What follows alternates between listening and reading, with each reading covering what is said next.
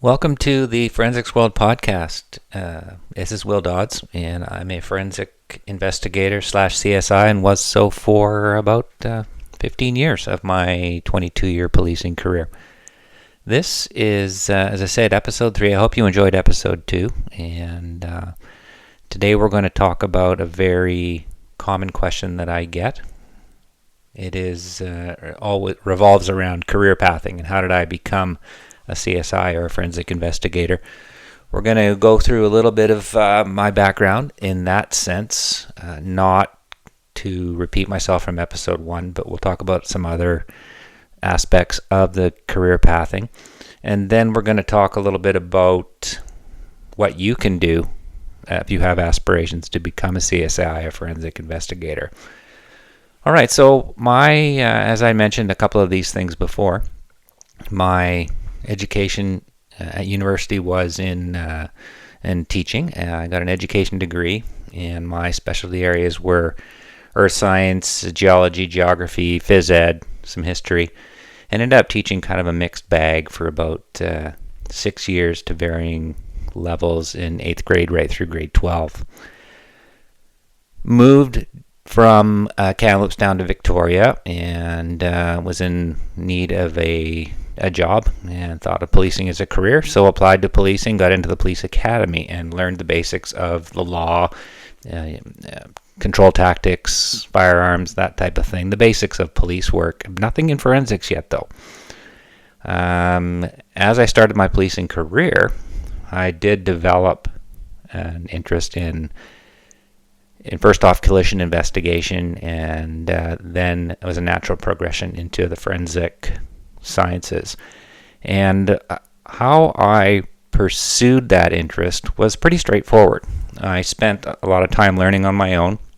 First of all, I know for sure I went in and talked to the team that was in there at the time and said, what can I do? What can I do to get myself into your position? And as is the case with any professional, for the most part, when you talk to them and you have curiosity and you want to learn, they're going to talk to you about it and they're going to want to share their experiences. So as I say, I spent some time learning on my own. I asked what are some good books to read, what are some papers, abstracts. I decided to take some time in my day when I could to attend crime scenes with the team that was investigating them. And I spent time in the lab at the office and just learned and showed interest. And really, part of it really is testing your own interest level. Is it real, or is it just because it sounds like fun? But it actually really is a fantastic career choice. So I had an on-the-job learning plan, and the idea was to gather experience and make application to the section in the constable level when a position came up. A position eventually did come up, and I applied. And because I had done all that groundwork and all of that pre-reading, pre-learning, I was a good candidate, and eventually got through the couple of interviews and was invited to the section. So immediately upon arrival to the section, I'm not actually a forensic investigator yet. And so the first stop, or the first task, was to immediately head out of town to Eastern Canada, to the Canadian Police College.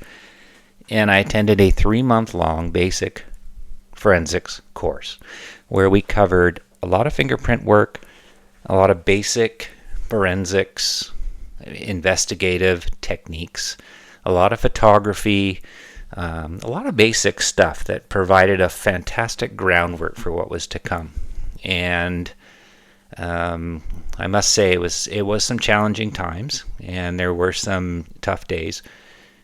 Lots of work. It was really truly a test of being organized, and stuff was due every day, and had to keep up with all of the fingerprint identification practice work, and you weren't allowed to make a mistake. And it's one of those things where The pressure was on at times, especially on the last day. And our very last day, last task was to identify 8 fingerprints from a suspect book of 30 individuals. So we had to take these 8 crime scene prints, locate or find the donor to each of these prints, identify the fictional name that was in the suspect book, and the digit, whether it was the left index, right thumb, and you had to commit and say, I'm identifying this suspect impression 1 to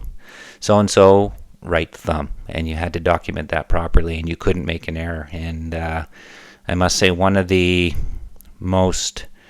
toughest parts after spending 3 months with a very awesome group of people from across the country was that when we returned to our seats after completing our exam, that final task, one chair was empty, and it was tough because we all knew what that meant. It meant that a colleague and a friend had made an error on that last task. Whether it was administrative, saying the wrong digit, or whether it was a misidentification, doesn't matter. It was an error. And just by policy of the course, he was basically removed from the course. And the only reason he wasn't sent home right away was, in fact, because we were all leaving the next day. So he did not pass. And in fact, once you make an error on a fingerprint at the course, you can't reapply to the section, any forensic section in the country. And there was no second chance. That is basically how it works. If you want to reason being, I'll talk briefly about that.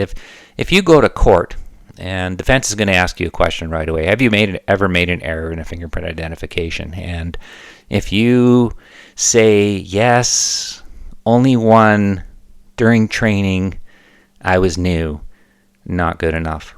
That defense is going to jump all over that, and they're going to say, well, I suggest to you, my friend, that you have made a second error. And what can you say? What you need to be able to say is, I have never made an error on a fingerprint identification. And it seems like a very onerous and very challenging, perhaps intimidating situation. But once you gather that knowledge and experience and the confidence involved in making a fingerprint ID, then you can, in fact, feel very comfortable and confident about making that decision. Now, of course, if you reach a situation where you want to identify a print and you just can't make the call, as long as you don't exclude, then you've not made an error. You can say there's not enough detail, quality and quantity of detail for me, and perhaps pass it to a colleague. Perhaps look at, revisit it at another time. But as long as you don't make an error, you can stay in the section. Hey, we're going to talk more about fingerprints at a later date. But anyways, I got back from that 3-month course, and it was all about gaining experiences and being mentored by those who are in the section already. Learned so much so quickly, and it was just an amazing scenario. There's also opportunity to take coursework, and I took a number of courses all around North America, many in the States, many in Canada. I recall going to Fort Collins, Colorado for a firearms course, Florida for some training, across the country, Ontario again, Washington State, Alberta, BC, many different locations for the training. And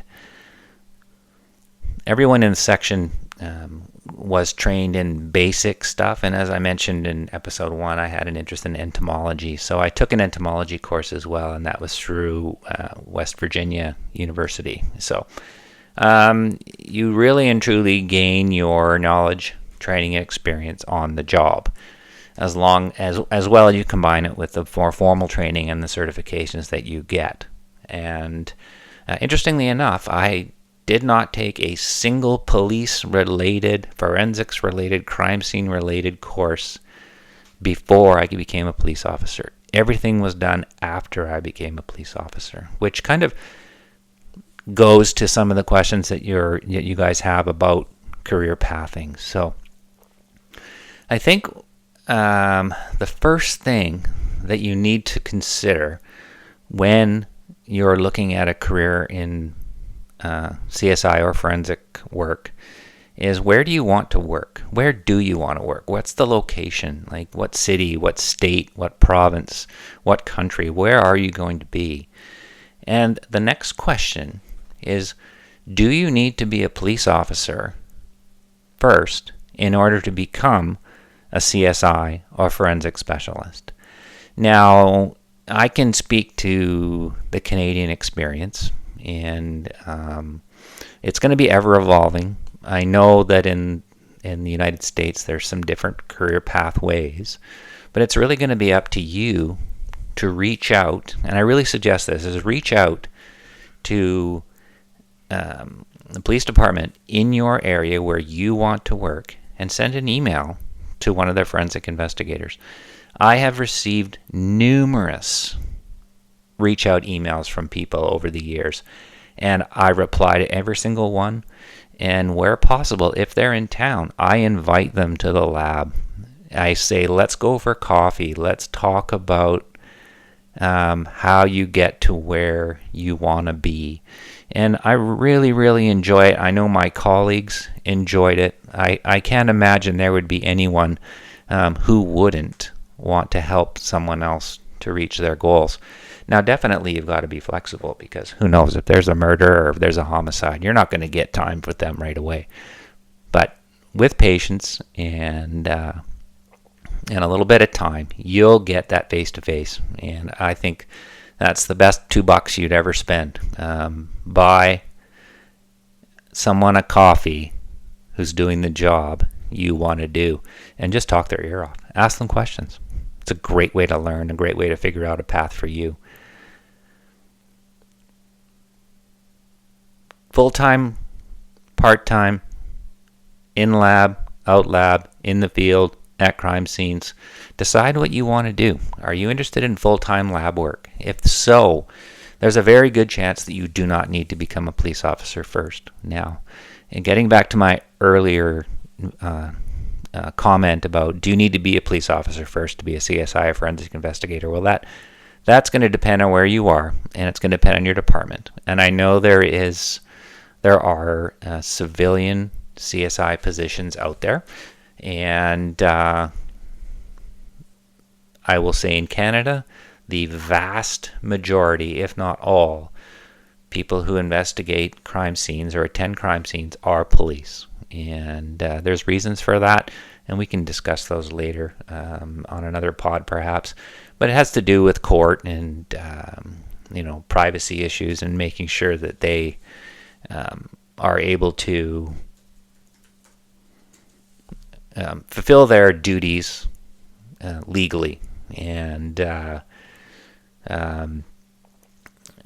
if you're thinking of hitting the crime scene CSI, a forensic specialist lab work only, 100% lab work, and you want to be in a lab the whole time, certainly that is a civilian job. That's a non-police job. Now, there's possibly some police officers in some crime labs that are full-time police officers in there, but every full-time lab person that I've ever dealt with or discussed files with, they were civilians, and just really enjoyed working in the lab.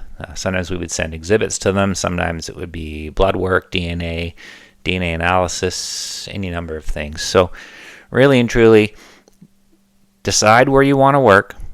Reach out to someone who's doing the job that you want to do. Spend the $2, take them for a coffee, ask questions, and learn. Decide if you want to be full-time lab or part-time lab, full-time crime scene, part-time crime scene, or a bit of a mix. I know at my work we had a crime lab, but we didn't do DNA analysis. We would do trace analysis. We had microscopes. We had various equipment, and that's a whole other pod as well, what we had in our lab. So we were kind of a mix of lab work, but a lot of crime scene work. So I hope that gives you an idea of the path I took. Now let's talk a little bit about some of the questions I've been received about this, and we'll directly address them. So, question here is, I don't want to spend all of my time in the lab.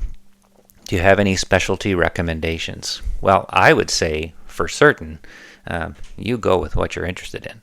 And there's plenty of different disciplines, from firearms to ballistics to footwear to blood work to DNA analysis, any number of specialties, handwriting, etc. Keep in mind, though, if you're in a small or medium-sized department, you're going to want to have a variety of specialties. Next question. Any advice for someone who is doing college and wants to get into the forensic field? Well, that'll kind of, I'll direct you back to my discussion about where do you want to work? Do you need to become a police officer before you can get into the field? If it's a matter of yes, you need to be a police officer before you can become a forensic investigator, then I say for your college work, do something you're interested in. Do something that you are drawn towards.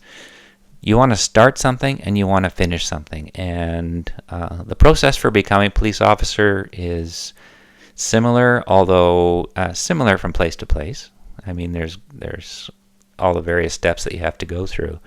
But I know with the department I was involved in, they really encouraged people and were excited when someone started something and finished something.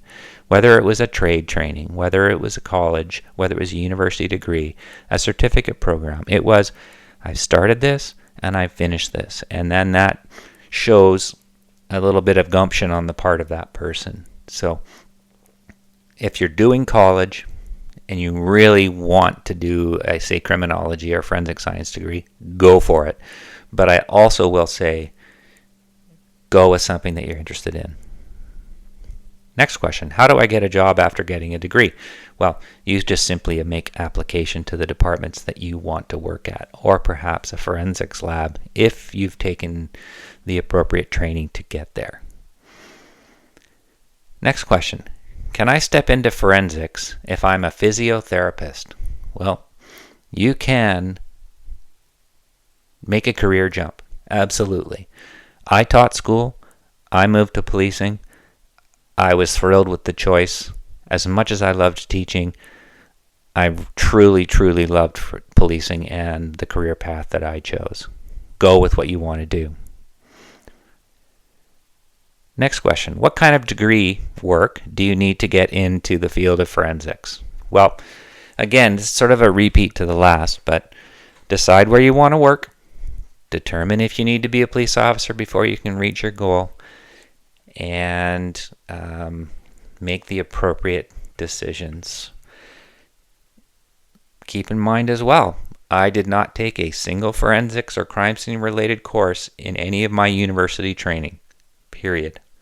And I ended up with a fantastically rewarding and long career in the discipline. Next question. What is the best way to get into the job without going to college? I would certainly suggest that you don't need to go to university or college to get into policing. And remember that what we just talked about, start something, finish something. There were plenty of second career individuals joining the department I worked for all the way through my years of service. Some were professionals moving to policing. Some were working in the trades, moving to policing. There's been professional athletes who moved into policing. You're going to have to complete all of the steps, and you're going to have to show an aptitude for the job and a certain level of success. And on the intellectual side, there's quizzes, there's testing, there's everything. And it's just a matter of deciding what you want to do, reach out to where you want to go and figure out what they need for you to make the first step to join the career. Next question. What is the best college for a forensics major? I can't answer that at all. And there are so many fantastic education facilities throughout the world. And it's just a matter of deciding, where do you want to go to school? And there's no one that's going to be better than the other as far as I'm concerned. If you want to find a forensics major, then you do some work online and figure out where you want to go, and is there a place where you want to go to school that offers the forensic major, and then you go for it. And a last question here. How many years did you study forensics at college and university, and how long have you been a CSI? Well, we've talked about that before. At college, university, the number of years I spent learning about forensics and CSI was zero. My degree was in education, and I had a fantastic, although shorter, career teaching school before I went into policing. So 0.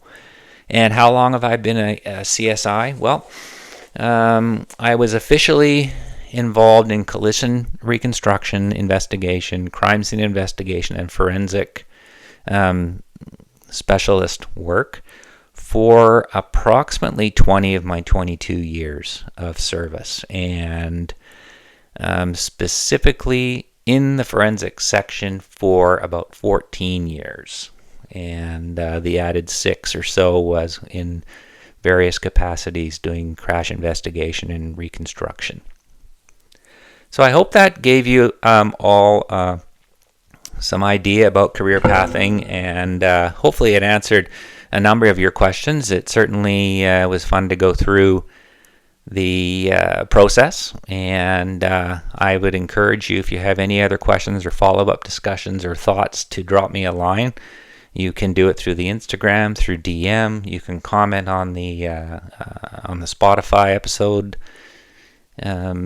response opportunities there. And at this point, we're going to wrap up episode 3. And so I really appreciate everyone listening. I would encourage you to encourage others to give it a listen, and to spend some time pursuing your dreams. And as our usual phrase or theme for Forensicsworld, it's learn something today, and I really hope you've learned something today.